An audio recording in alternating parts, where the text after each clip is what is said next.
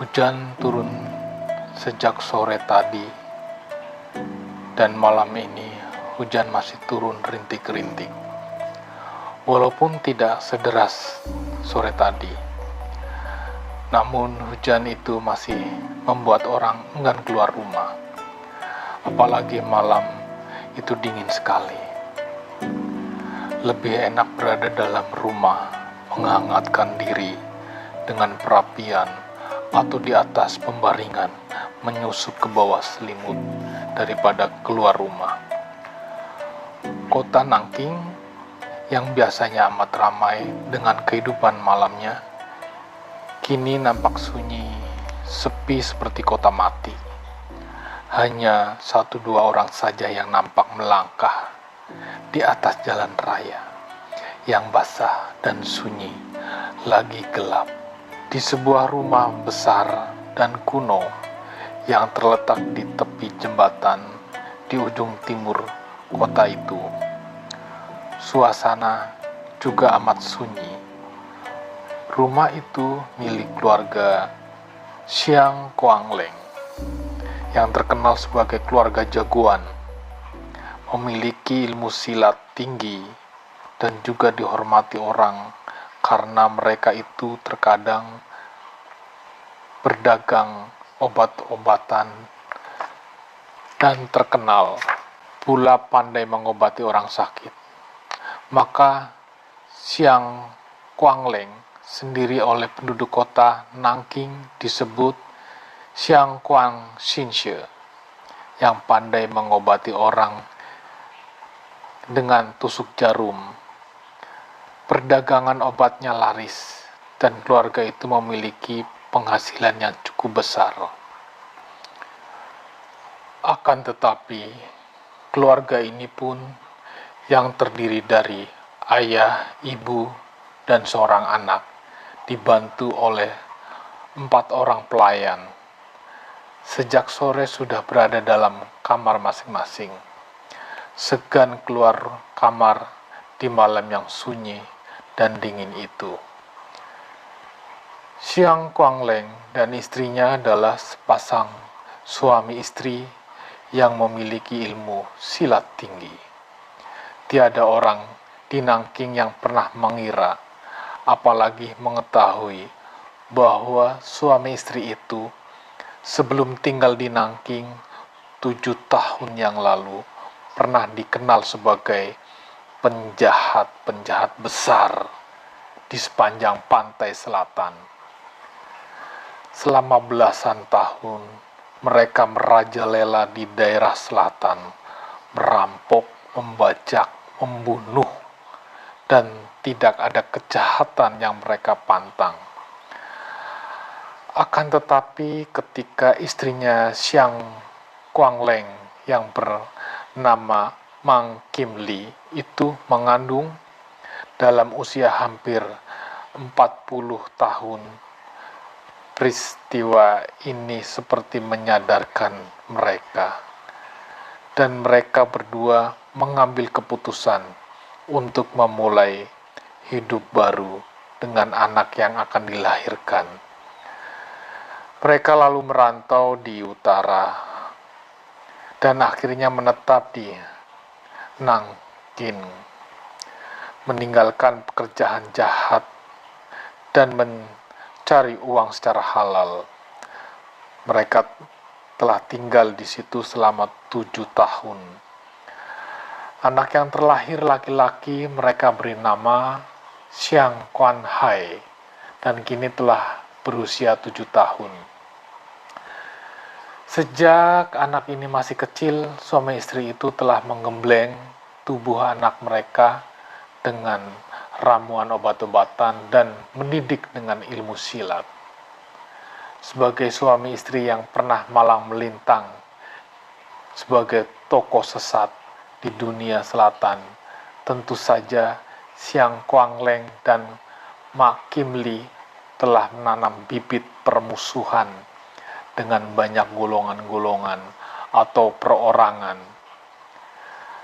Ketika mereka masih malang melintang di selatan, mereka selalu hidup dalam keadaan siap siaga, karena setiap waktu bisa saja ada musuh datang, menyerang, karena setiap saat ada saja yang mengintai untuk mencelakainya. Mereka sebagai pembalas dendam karena cara hidup yang tidak aman inilah, maka suami istri itu mengambil keputusan melarikan diri, tinggalkan dunia hitam.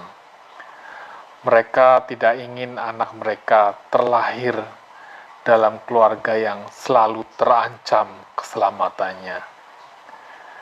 Dan sejak tinggal di Nanking, mereka hidup dengan tenang, tentram. Tidak pernah lagi mereka khawatir karena tidak ada yang mengenal mereka. Mereka merasa tidak pernah punya musuh. Biarpun demikian, karena sejak muda suami istri itu adalah orang-orang yang selalu berkecimpung di dunia persilatan, apalagi kini mereka bermaksud menggembleng putra mereka menjadi seorang yang akan mewarisi ilmu-ilmu mereka. Maka keduanya tak pernah lalai untuk melatih, bahkan berusaha untuk memperdalam ilmu mereka. Malam pun mereka tidak tidur seperti perkiraan orang, melainkan duduk bersemadi di dalam kamar mereka, bersila di atas tempat tidur, dan melatih ilmu baru yang sedang mereka ciptakan bersama untuk diturunkan kepada putra mereka.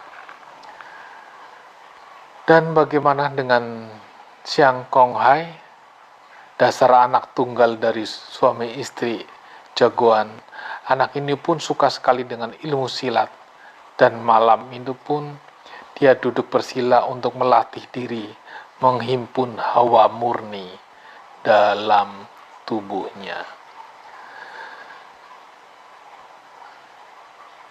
Sendirian di dalam kamarnya, akan tetapi 4 orang pelayan, 2 laki-laki, 2 wanita yang tidur di kamar belakang sejak tadi sore, tidur keenakan dalam udara yang dingin, menerobos masuk ke dalam kamar mereka. Tak seorang pun dari 7 penghuni rumah besar itu yang tahu bahwa ada 2 sosok tubuh orang yang berjalan sambil berlindung di bawah sebatang payung berhimpitan, dan keduanya mengenakan mantel yang lebar. Kini berhenti di depan rumah, menoleh ke kanan, ke kiri. Sepi di sekitar tempat itu, dan 2 orang itu lalu memasuk pekarangan rumah keluarga Siang Kwang. Di bawah sinar lampu yang tergantung di luar, di pojok rumah, nampak sekelebat wajah 2 orang laki-laki dan perempuan. Yang laki-laki bertubuh jangkung, kurus, dan yang perempuan bertubuh sedang. Hanya sekelebatan saja wajah mereka nampak, karena keduanya segera menyelinap ke dalam bayangan gelap. Dan hanya 2 pasang mata mereka yang mencorong dalam kegelapan malam. Dengan tenang mereka lalu menutup payung, membuka mantel, membungkus payung dalam mantel, mengikat mantel-mantel itu di atas punggung. Kini mereka berpakaian ringkas, pakaian berwarna hitam, yang membuat bayangan mereka sukar dapat dilihat. Dengan gerakan yang amat cekatan, setelah saling berbisik, keduanya lalu meloncat ke atas tembok pagar dan terus meloncat ke atas genteng rumah besar itu. Gerakan mereka demikian ringan dan cepat, seperti 2 ekor kucing.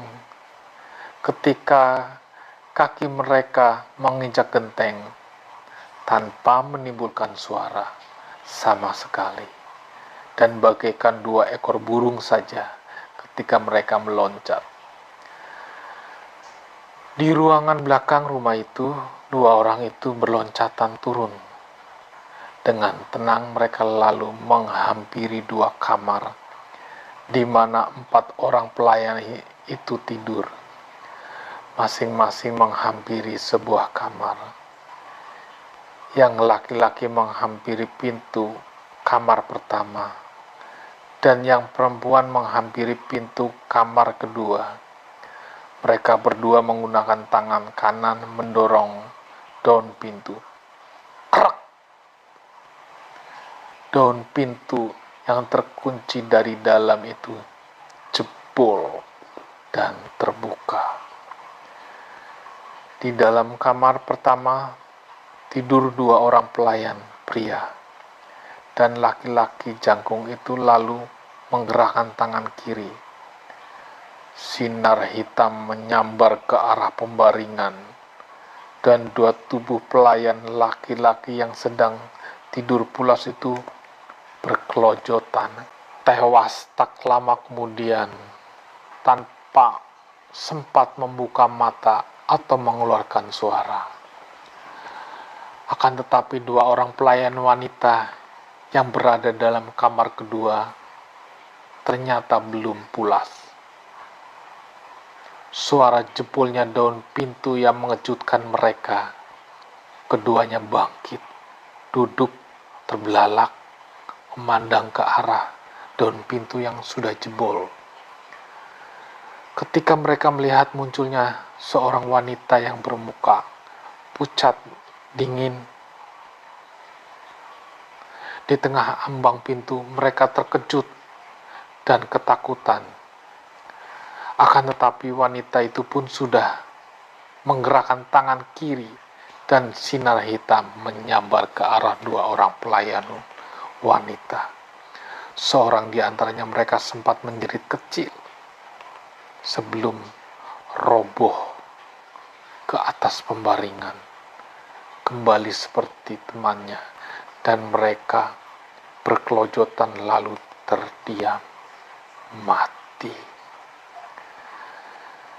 Sinar lampu di ruangan luar kamar itu kini menyinari 2 muka pembunuh itu.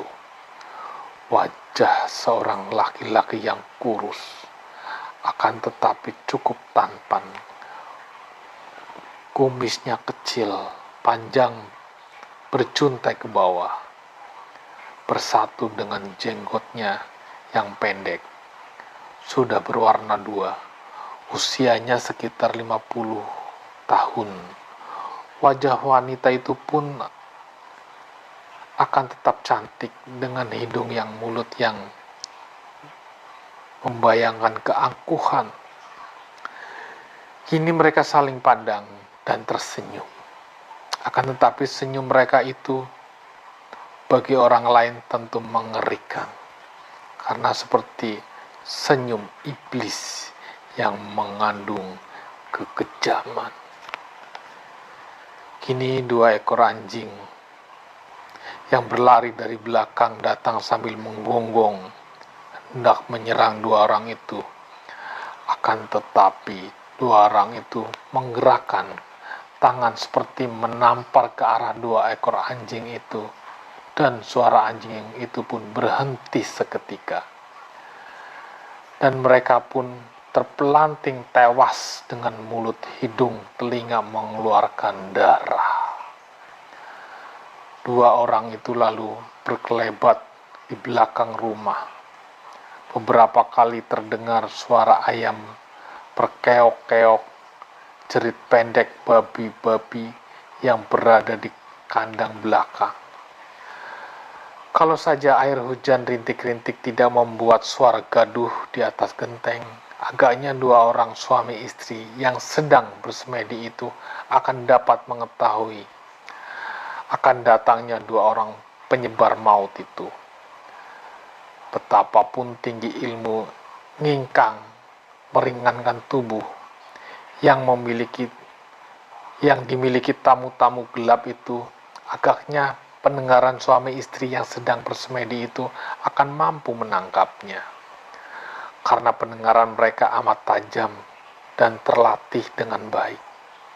Suara gaduh yang ditimbulkan air hujan yang menitik di atas genteng menutupi semua suara lain. Akan tetapi, jerit pelayan wanita tadi masih dapat menembus celah-celah dan memasuki kamar. Suara apa itu?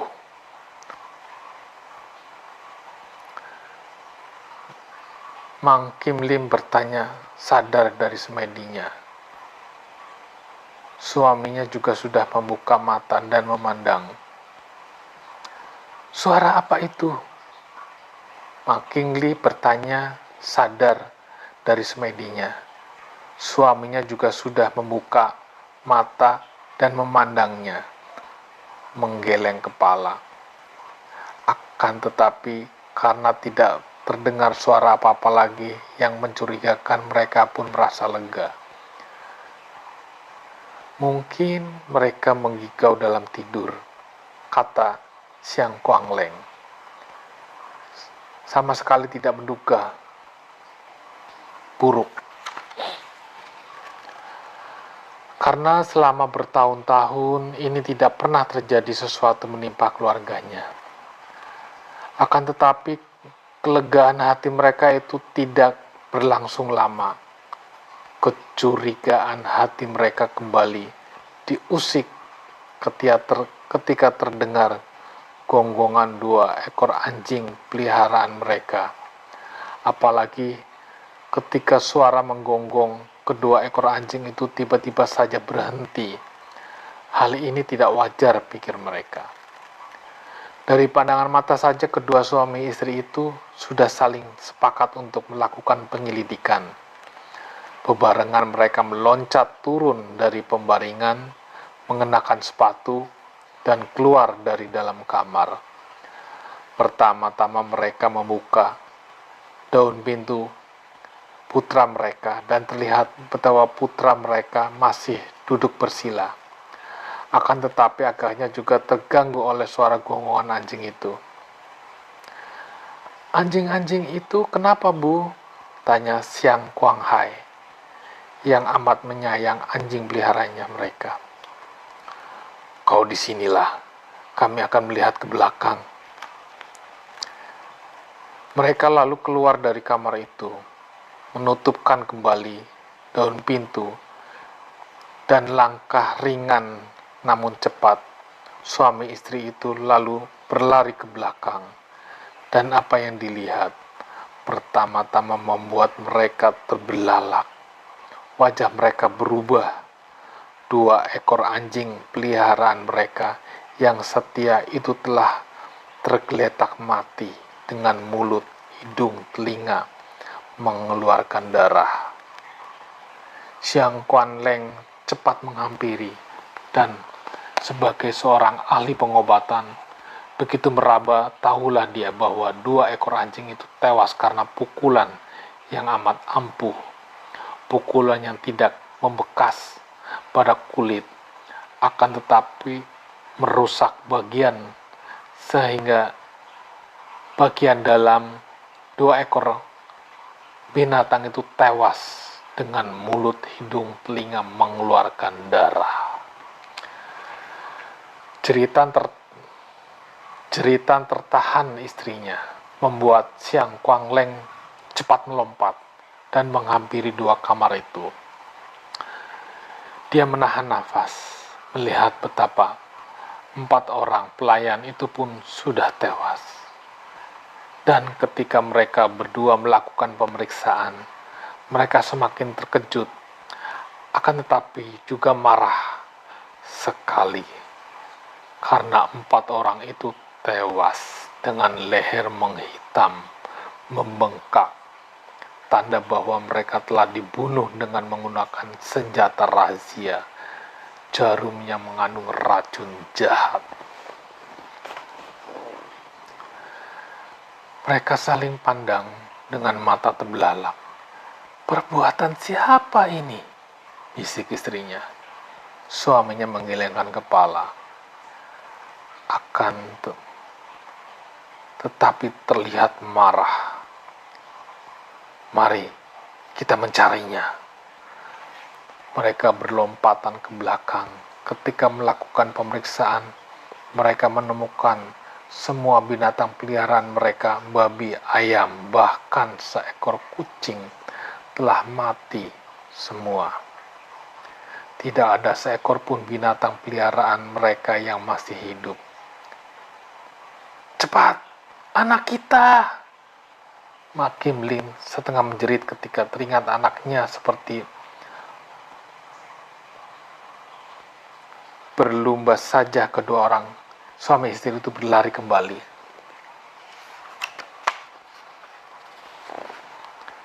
Ke dalam ruangan besar dan segera menuju kamar anaknya mereka. Daun pintu masih tertutup dan dengan hati penuh ketegangan, Mak Kim Lee yang datang lebih dulu dari suaminya itu pun cepat mendorong daun pintu. Legalah hati mereka melihat betapa putranya masih duduk bersila seperti tadi. Ada apa, Bu? Tanya Siang Kuang Hai, terkejut melihat cara masuknya ibu dan ayahnya itu, dan melihat wajah mereka pucat dibayangi ketegangan dan kegelisahan. Tapi mengeluarkan kata-kata, Mak Kim Lee merangkul putranya. Tidak ada apa-apa, hanya ada orang jahat memasuki rumah kita, bisiknya. Wah, kalau begitu mari kita tangkap dan hajar dia, Bu. Siang Kuang Hai berkata penuh semangat, dan dia sudah meloncat turun dan tentu akan berlari keluar kalau tidak dipegang ibunya. Shh, kata ibunya. Pada saat itu terdengar suara ketawa bergelak dari luar. Hahaha. Jelas nampak betapa orang tuanya pengecut. Akan tetapi anaknya gagah berani. Hari ini kami membunuh semua pelayan dan binatang-binatang peliharaan. Seminggu kemudian kami akan datang mengambil kembali anak kami. Dan sebulan kemudian kami datang untuk mengambil nyawa suami istri Siang Kuang. Keparat. Siang Kuang Leng meloncat keluar melalui jendela, sedangkan istrinya sudah melompat keluar melalui pintu setelah memesan agar putranya tinggal di dalam kamar. Suami istri itu muncul di belakang depan rumah mereka dari dua jurusan pada waktu yang sama, dan di tengah pekarangan itu, di bawah sinar lampu yang suram, karena walaupun hujan tinggal sedikit sekali, namun cuaca masih amat gelap. Berdiri dua orang yang berpakaian serba hitam, menggendong buntalan hitam, yang seorang bertubuh jangkung kurus, seorang lagi bertubuh kecil ramping. Siang Kuan Leng dan Mak Kim Lee mendekati dua orang itu dengan hati-hati dan memandang penuh perhatian. Setelah mengenal wajah dua orang itu, suami istri itu jadi marah bukan main. Kiranya kalian suami istri gua iblis pantai selatan. Laki-laki jangkung kurus berusia kurang lebih 50 tahun itu tertawa bergelak, dan istrinya yang cantik hanya berapa tahun lebih muda tersenyum. Akan tetapi baik suara, ketawa maupun senyum itu mengerikan, mengandung ejekan dan kekejaman yang luar biasa. Sekilas terbayanglah pengalaman kurang lebih 10 tahun ketika suami istri Sian Kuan masih merajalela di selatan. Di antara banyak sekali musuh dan saingan dalam rimba raya persilatan dan dunia hitam. Suami istri dari gua iblis pantai selatan ini merupakan musuh besar mereka. Tentu saja sebabnya hanya memperebutkan kekuasaan dan wilayah putranya.